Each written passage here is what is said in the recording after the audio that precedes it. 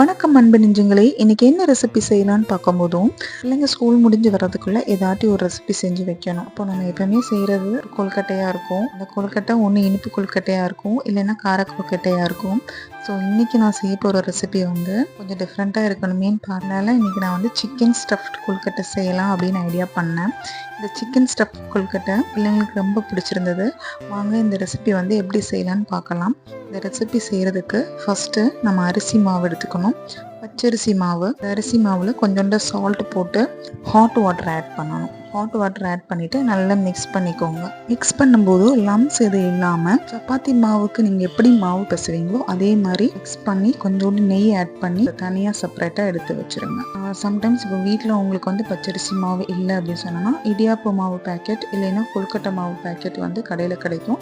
அதை கூட நீங்கள் யூஸ் பண்ணிக்கலாம்.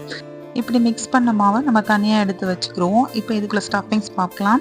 வேக வச்ச சிக்கன், வேக வச்ச உருளைக்கிழங்கு, இஞ்சி பூண்டு பேஸ்ட், பெரிய வெங்காயம், முட்டைக்கோஸ், புதினா, கொத்தமல்லி, சில்லி ஃப்ளேக்ஸ், ஆயில், கருவேப்பிலை, மஞ்சத்தூள், சீரகத்தூள், மிளகுத்தூள், மல்லித்தூள், மிளகாய்த்தூள், சிக்கன் மசாலா, இது எல்லாம் நம்ம வந்து தனியாக எடுத்து வச்சுக்கணும். இப்போ ஸ்டவ் ஆன் பண்ணிட்டு ஒரு பாத்திரத்தை அடுப்பில் வைங்க. தேவையான அளவு எண்ணெய் ஆட் பண்ணிக்கோங்க. எண்ணெய் நல்லா ஹீட் ஆன பிறகு பெரிய வெங்காயம் ஆட் பண்ணுங்க. அதுக்கு பிறகு எடுத்து வச்ச பொருட்களை ஒன்று ஒன்றா ஆட் பண்ணணும். கருவேப்பிலை, இஞ்சி பூண்டு பேஸ்ட் நல்லா வதக்கணும்.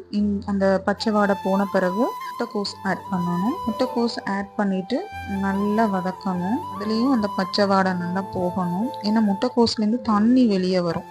அதுக்கு பிறகு நம்ம வந்து வேக வச்சிருக்கிற சிக்கன் ஆட் பண்ணுறோம். சிக்கன் ஆட் பண்ண பிறகு வேணா மஞ்சத்தூள் அதோட சேர்த்து ஆட் பண்ணிக்கலாம். நம்ம ஏற்கனவே சிக்கனை வந்து மஞ்சத்தூள் போட்டு தான் வேக வச்சிருக்கோம், அதனால நம்ம மஞ்சத்தூள் ஆட் பண்ண வேண்டாம். இப்போ இந்த ஸ்டஃபிங்க்கு தேவையான அளவு உப்பு ஆட் பண்ணிக்கோங்க. உப்பு ஆட் பண்ண பிறகு தேவையான அளவு மல்லித்தூள், மிளகாத்தூள், சிக்கன் மசாலா, நான் எல்லாமே ஒரு 1.5 ஸ்பூன் ஆட் பண்ணியிருக்கேன். நீங்களும் உங்கள் காரத்துக்கு ஏற்ற மாதிரி நீங்கள் ஆட் பண்ணிக்கோங்க. மசாலா எல்லாம் ஆட் பண்ண பிறகு ஃபுல்லாக நல்லா ஒரு டைம் நல்லா மிக்ஸ் பண்ணுங்க. இந்த டைமில் நம்ம தக்காளி கூட ஆட் பண்ணிக்கலாம். நான் தக்காளி ஆட் பண்ணல.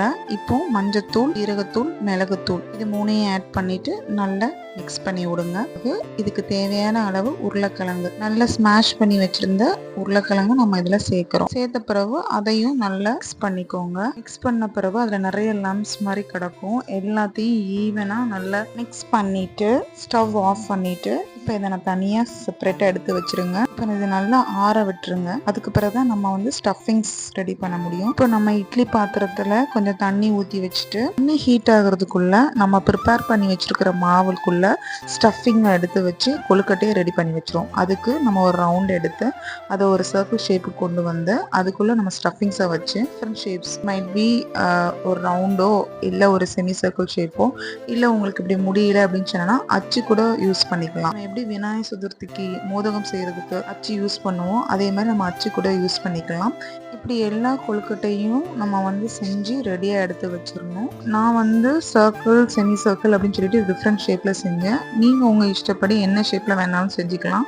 இப்போ இட்லி பாத்திரத்தில் தண்ணி வந்து ஹீட் ஆகிட்டு இப்போ நம்ம வந்து கொழுக்கட்டையை எடுத்து தேங்காய்லாம் நல்லா சுடி அதை வந்து டேப் பண்ணிட்டு எல்லா கொழுக்கட்டையும் ஒன்று ஒன்றா இப்படி டேப் பண்ணி நம்ம வந்து இட்லி பாத்திரத்தில் வச்சு வேக வைக்க போகிறோம். இப்போ நான் வந்து ஒன்று ஒன்றா அதை டேப் பண்ணி வச்சுட்டேன். வச்ச பிறகு நம்ம வந்து இட்லி பாத்திரத்தை வச்சு க்ளோஸ் பண்ணிடுறோம். ஒரு 5 மினிட்ஸ்ல இது வந்து வெந்துடும். பிகாஸ் நம்மளுக்கு வந்து சிக்கனும் ஓரளவுக்கு நல்லா வெந்துட்டு இந்த மாவும் நம்ம வெந்நி தண்ணியில தான் நம்ம வந்து மிக்ஸ் பண்ணி வச்சிருக்கோம். ஹாஃப் குக்டா தான் இருந்தது. இப்போ நம்ம இட்லி பாத்திரத்துல வச்சிருந்த அந்த கொழுக்கட்டை ஒரு 5லேருந்து ஒரு 10 நிமிஷத்துக்குள்ள நல்லா வெந்துடும்.